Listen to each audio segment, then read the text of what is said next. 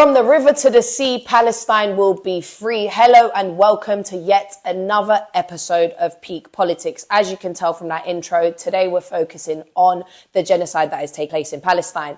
But before we get on to the main bulk of today's episode, we're going to start off with some basic info, which is our usual basic questions where I kind of elaborate government policies or just basic terms, basic political terms to you guys so you understand them a bit better. Do you get what I mean? All right. Now, all of these terms are going to be somehow related to what's happening in Palestine at the moment. So, first question of today is, what is international law? Now, international law is a term that you've probably heard being thrown around way more than usual over the last 2 months or so. So, let's elaborate on exactly what it is. International law is a set of rules and regulations that nations and all countries across the globe should comply with, or at least they're expected to. Now, these laws usually come in relation to war and diplomacy, economic relations, and human rights. Human rights is usually the one that is most used for, if that makes sense. Now, the biggest problem with international law is that unlike country-specific laws, so laws that exist in one specific country, so like English laws or like Spanish laws and stuff like that, international law is not written down anywhere, and therefore it has not been approved by one singular parliament, which means that a lot of the time it's very difficult to hold a country accountable for what it might be doing against an international law. It's very difficult to prove that a country has gone against an international law because it's not set in stone anywhere. International law is largely dependent on whether countries accept to follow international law or whether they reject it. Now, if a country is found to have broken international law, but it fails to be accountable for that, or it fails to accept its wrongdoing, then sanctions will often be imposed on that country. More often than most, these will be economic sanctions. And this comes as like a form of punishment from other nations for the laws that they have broken. Now, the reason that international law is relevant to the genocide that is happening in Palestine is because Israel has broken several international laws, but the West and other nations have failed to hold it accountable for its wrongdoing. So it's kind of like, why is there international law in place if Israel is just kind of allowed to completely ignore it and not follow its rules? Now, that brings us on to our second question of today, which is, what is genocide? As you've heard me talking in this episode, I keep calling what's happening in Palestine a genocide, and that is because it is. If we look at the textbook definition of what genocide is, it says, genocide is the purposeful killing of a large group of people from specific ethnic, racial, religious groups or countries with the sole intention of getting rid of that whole group. It is a crime that is recognized internationally. Again, it is against international law. And the reason I'm saying what is happening in Palestine is a genocide is because everything I've just read is correct. Israel is targeting a specific ethnic, racial, or religious group, and their aim is to get rid of that group from Palestine and eradicate Palestine from being a thing so that Israel can take over, right? So, therefore, it's just genocide. Now, several things can be considered genocide other than just murder itself. These include killing members of the group, causing serious bodily or mental harm to members of the group, imposing measures intending to prevent births within the group, so basically stopping them from being able to reproduce and like kind of growing on their society or growing on their community, their ethnic group or whatever, forcibly transferring children of the group to another group, so basically changing the child's future trajectory, right? So in Palestine's thing, it's like taking Palestinian children, putting them somewhere else to kind of completely get rid of Palestinian history. The children won't necessarily grow up thinking that they're Palestinian. And if you want to argue with me back and forth and tell me that what's happening in Palestine isn't a genocide, I've just read the definition to you. And if everything that's surfaced on the internet, all of the evidence and all of the videos, all of the pictures, all of the health statistics that have come from both Israel and Palestine don't prove to you that what is happening in Palestine is a genocide, then I feel like you need to educate yourself a bit more on what a genocide actually is.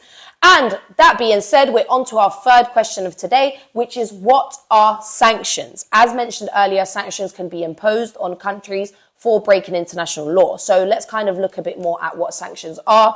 The most common sanctions are economic sanctions, but let's talk about it. Sanctions, in simple terms, are punishments that can be imposed by governments. Now, these are often imposed in order to encourage a change in behavior or as a result of a nation breaking international law. Now, in the UK, the types of sanctions that can be imposed are Trade sanctions, including arms embargoes and other trade sanctions. An arms embargo is basically where you stop. For example, the UK supplies Saudi Arabia with arms and weaponry. If we were to stop doing that, that is an arms embargo. Financial sanctions, including asset freezes. When Russia invaded Ukraine, we imposed loads of economic sanctions on Russian SARS Russian obligors. And we also froze loads of their assets that they had over in the UK. Immigration sanctions, known as travel bans, kind of self-explanatory. Aircraft and shipping sanctions, including deregistering or controlling the movement of aircrafts and ships. Now, sanctions, although they're supposed to be a punishment, they can also be used by governments sometimes when they kind of want to get what they want. So if they have a certain agenda or they want to push for a certain policy, they might impose sanctions on certain countries to help them get those votes or help them kind of push that agenda, help it all fall into place, essentially. As I mentioned earlier, I said that like an example of a sanction was when Russia invaded Ukraine. We froze loads of assets. We imposed loads of economic sanctions on Russia to support Ukraine. Yet, surprise, surprise, we can't seem to do the same for Palestine. We can't seem to impose any economic sanctions on Israel. And the reason for that is because it is not economically beneficial for the UK government to do that, because it seems to be very pro-Israel, right? Now that we are done with the basic information, it is time to get onto the big bulk of today's episode. And as I said earlier, it is going to be about the genocide that is taking place in Palestine. So I'm going to walk you guys through a little bit on exactly what's going on, kind of explain what's going on. And I must warn you from now, unlike other episodes, as you can already tell, I'm not going to be impartial. I'm not going to be non-biased. I'm going to be very opinionated because I feel like there is only one right side in this whole argument or in this whole situation that's happening, and that is to be pro-Palestine. It's not even a pro-anything, it's just to be free Palestine. That's the only option. So if you don't want to listen to that, you don't want to listen to my opinion, then I suggest you click off the video right now. And as usual, I will also be watching some videos and reacting to them. And unlike other episodes, these videos are going to be very, very, very graphic. So I'm giving you a content warning now that if you don't deal well with war or death or anything of the sort, then just stop watching now. But that being said, let's get on to the genocide in Palestine and let's talk about it. Israel's violent and inhumane attacks on Palestine started on October the 7th following a Hamas attack on Israel, which many people want to classify as a terrorist attack. But in reality, it is a retaliation to 75 years of violence and oppression. Even if you still remain convinced that the Hamas attack was a terrorist attack and they are a violent terrorist group, what they did does not justify genocide, which is exactly what's happening in Palestine. It does not justify the killing of innocent children. It doesn't justify the bombing of hospitals and refugee centers or children's homes. It doesn't at all. And it does not justify the killing of over 24,000 people in just 2 months. If that isn't genocide, I don't know what is. The attacks by Israel have not only been inhumane, violent, and an attack on basic human rights, they have also broken international law. But yet, they have not been held accountable for this.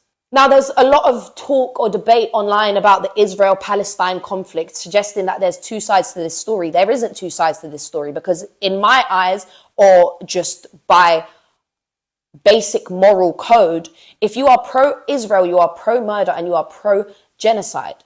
Because there isn't two sides to this story. While people in Palestine are fearing for their lives, they have no access to water or food or healthcare, and they have no access to internet to even see that half of the world is standing behind them. People in Israel, one, you can fly to Israel still. If you go on Skyscanner, you can book a flight to Israel. People in Israel are making TikToks mocking women who have to get ready in rubble and during airstrikes. The two situations are not the same. It's not something that you can compare. So you can't be like, oh, I'm not picking sides. There is no sides to pick.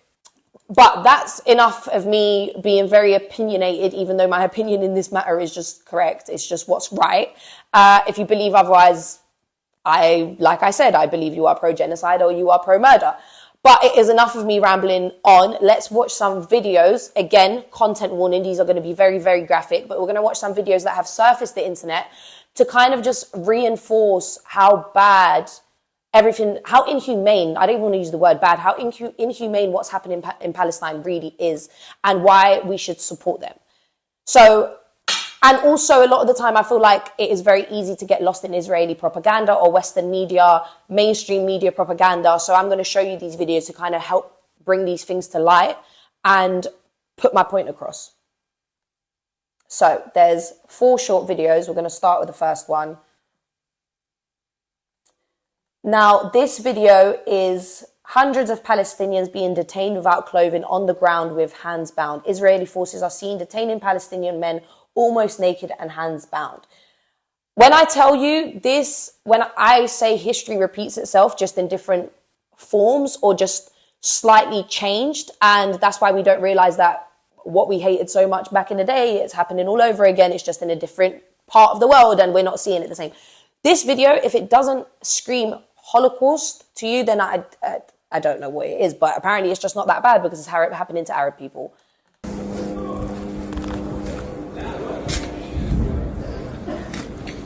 Like, this looks like a concentration camp and everyone wants to go on like it's disgusting. It's absolutely disgusting. It's only like a 15-second clip, so let's go on to the next one. Now, this video is a journalist caught an Israeli soldier about to throw a grenade at medics, ER responders, ambulance and journalists, but he stopped when she caught him on camera. Bearing in mind, these are people who are all supposed to be protected in times of conflict. Literally, journalists and medics. So you can see there are emergency service workers here, there's an ambulance there. Look, there he is about to throw a grenade. He just told him not to throw. And he got told off because he's being recorded. It's just, I just don't understand. There's nothing happening in that situation to provoke any form of violence, any form of anything. Those people are simply there to help. That stems from pure hatred or brainwashing into thinking that Palestinian people are their worst enemy. Now, this absolutely broke my heart. I've seen tons of horrible videos online, but this is the IDF harassing and assaulting a Palestinian child who has Down syndrome. He's already traumatized as is because he's having to deal with literal warfare happening around him. And now he's also being harassed. He already doesn't know what's going on.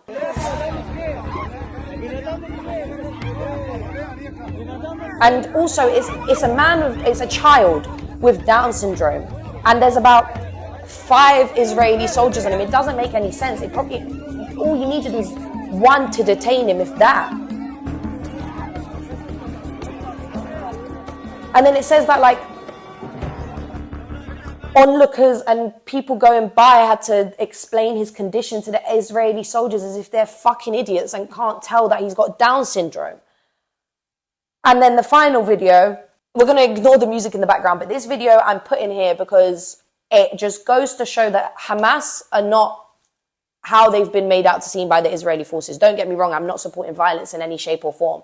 But the Israeli state went on as if Hamas took hostages and refused to give them back. That wasn't the case. Hamas offered the Israeli hostages back to Israel, and they said, all we want in exchange is a ceasefire. Israel said, no, we don't want a ceasefire, keep them. Hamas still let the hostages go. And what I'm about to show you now is a clip between Hamas and the Israeli hostages that they're letting go. Sorry, but if I got held hostage, I didn't think I'd be saying bye to people like this. They're getting blown kisses, they're getting handshakes, someone spuds them, daps them up. And that's not the case for Palestinian hostages. Not at all. As you saw from the video where they were literally being made to kneel down on the floor half naked with their hands bound. Look, there you go, a little wave, high five to all of them, leaving with a smile. She's even got a bottle of water in her hand, fully clothed, not bound, giving hugs, waving, all cheery and happy. Like, the two situations aren't comparable. This is why when people are talking about, look, they give us handshake, like, you can't talk about, oh, I'm on Palestine's side or I'm on Israel's side, because there's no sides. But those are all the videos I have to show you today. We could be sat here for hours of me showing you footage on why you should be pro-Palestine. I'm hoping that you kind of now watch this video and take it into your own hands to educate yourself a bit more if you weren't already pro-Palestine.